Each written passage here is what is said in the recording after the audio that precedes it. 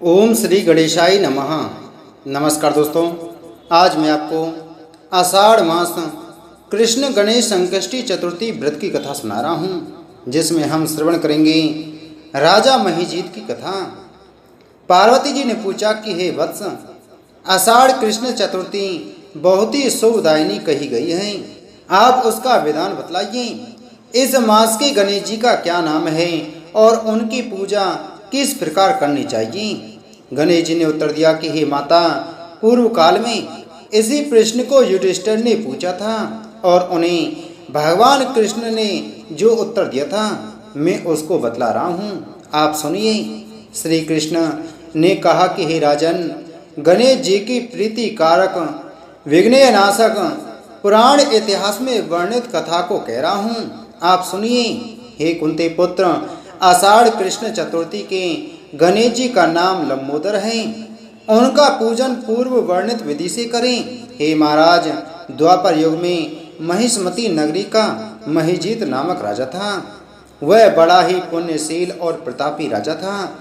वह अपनी प्रजा का पालन पुत्र व्रत करता था, किंतु संतान विहीन होने के कारण उसे राजमहल का वैभव अच्छा नहीं लगता था। वेदों में निसंतान का जीवन व्यर्थ माना गया है। यदि संतानहीन व्यक्ति अपने पितरों को जल दान देता है तो उसके पितृगण उस जल को गर्म जल के रूप में ग्रहण करते हैं। इसी ऊहापोह में राजा का बहुत समय व्यतीत हो गया। उन्होंने पुत्र प्राप्ति के लिए बहुत से दान यज्ञ आदि कार्य किया, फिर भी राजा को पुत्र उत्पत्ति न हुई। जवानी ढल गई और बुढ़ापा आ गया, किंतु वंश वृद्धि न हुई। तदंतर राजा ने विद्वान ब्राह्मणों और प्रजाजनों से इस संदर्भ में परामर्श किया। राजा ने कहा कि हे ब्राह्मणों तथा प्रजाजनों, हम तो संतानहीन हो गए, अब मेरी क्या गति होगी? मैंने अपने जीवन में तो किंचित भी पाप कर्म नहीं किया। मैंने कभी अत्याचार द्वारा धन संग्रह नहीं किया। मैंने तो सदैव प्रजाओं का पुत्र व्रत पालन किया तथा धर्माचरण द्वारा ही पृथ्वी का शासन किया। मैंने चोर डाकुओं को दंडित किया, इष्ट मित्रों के भोजन की व्यवस्था की, गौ ब्राह्मणों का हित चिंतन करते हुए श्रेष्ठ पुरुषों का आदर सत्कार किया। फिर भी हे द्विजसत्तमो, मुझे अब तक पुत्र न होने का क्या कारण है? विद्वान ब्राह्मणों ने कहा कि हे महाराज, हम लोग वैसा ही प्रयत्न करेंगे जिससे आपके वंश की वृद्धि हो। इस प्रकार कहकर सब लोग युक्ति सोचने लगे। सारी प्रजाएं राजा के मनोरथ की सिद्धि के लिए ब्राह्मणों के साथ वन में चली गईं। वन में जाकर वे लोग द्रुत गति से इधर उधर परिभ्रमण करने लगे। उन लोगों को उसी समय एक श्रेष्ठ मुनि के दर्शन हुए। वे मुनिराज निराहार रहकर तपस्या में लीन थे। ब्रह्मा जी के समान वे आत्मजित, क्रोधजित तथा सनातन पुरुष थे। संपूर्ण वेद विशारद, दीर्घायु, अनंत एवं अनेक ब्रह्म ज्ञान संपन्न से वे महात्मा थे। उनका निर्मल नाम लोमस ऋषि था। प्रत्येक कल्पांत में उनके एक एक रोम पतित होते थे, इसलिए उनका नाम लोमस ऋषि पड़ गया। वे त्रिकालदर्शी महर्षि लोमस के उन लोगों ने दर्शन किए। सब लोग उन तेजस्वी मुनि के पास गए। उचित अभ्यर्थना एवं प्रणाम आदि के अनंतर सभी लोग उनके समक्ष खड़े हो गए। मुनि के दर्शन से सभी लोग प्रसन्न होकर परस्पर कहने लगे कि हम लोगों को सौभाग्य से ही ऐसे मुनि के दर्शन हुए। इनके उपदेश से हम सभी का मंगल होगा। ऐसा निश्चय कर उन लोगों ने मुनिराज से कहा। जनता कहने लगी, हे ब्रह्मर्षि, हम लोगों के दुख का कारण सुनिए। अपने संदेह के निवारणार्थ हम लोग आपके शरणागत हुए हैं। हे भगवान, आप कोई उपाय बतलाइए। हे स्वामिन, आप जैसे महात्मा को पाकर हम लोग किसी अन्य व्यक्ति से क्या कहें? आप ब्राह्मण एवं ऋषियों में श्रेष्ठ हैं। आपके बढ़कर कोई दूसरा पुरुष नहीं दिख रहा है।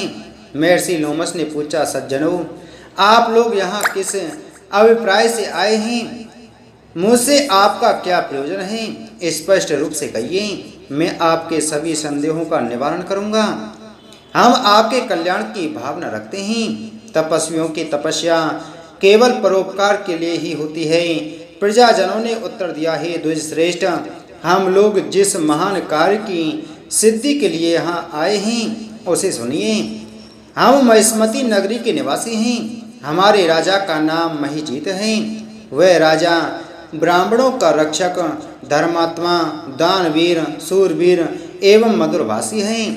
उस राजा ने हम लोगों का पालन पोषण किया है, परंतु ऐसे राजा को आज तक संतान की प्राप्ति नहीं हुई।